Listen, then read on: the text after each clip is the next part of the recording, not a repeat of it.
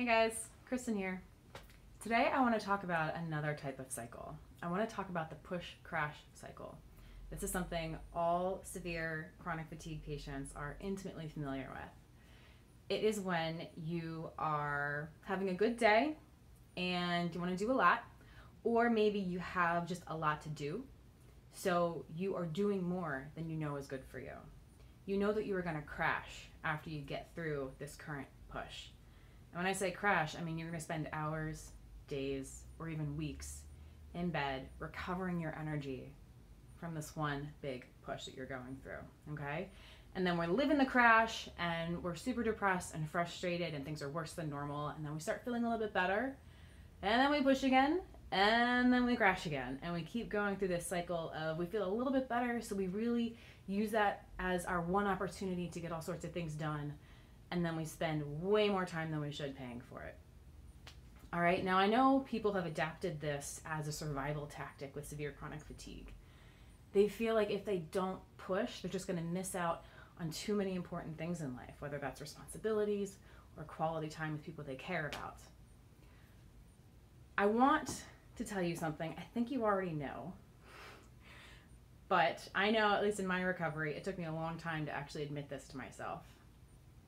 The push-crash cycle only makes things worse for you.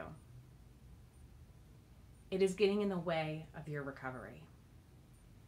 And in some cases, it could even be making your health issues worse.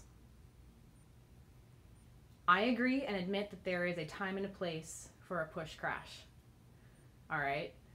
I've had them myself, moments where it was definitely worth the big crash recovery period afterwards, but they are few and far between, and they are really only for the most exceptionally important and emergency situations. The rest of the time, as hard as it is and as frustrating as it is, you are going to benefit from learning to live without the push-crash cycle. And that means living within your energy means, living within the limitations that are placed on you. And that includes good days. Even when you're feeling amazing, continue to rest like you used to.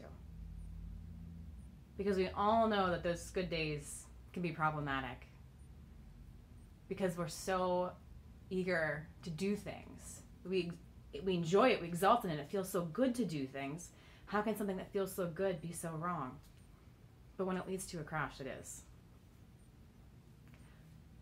I really want to convey that instead of feeling like a limitation and a control, that living within our energy means is really about healing ourselves.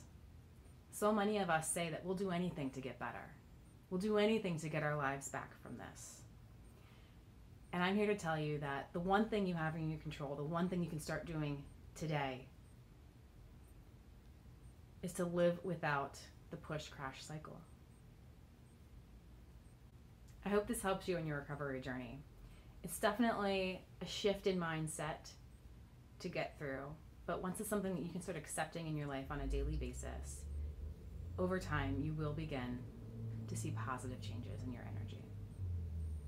If you want to continue to get tips like this from me, just subscribe to my YouTube channel.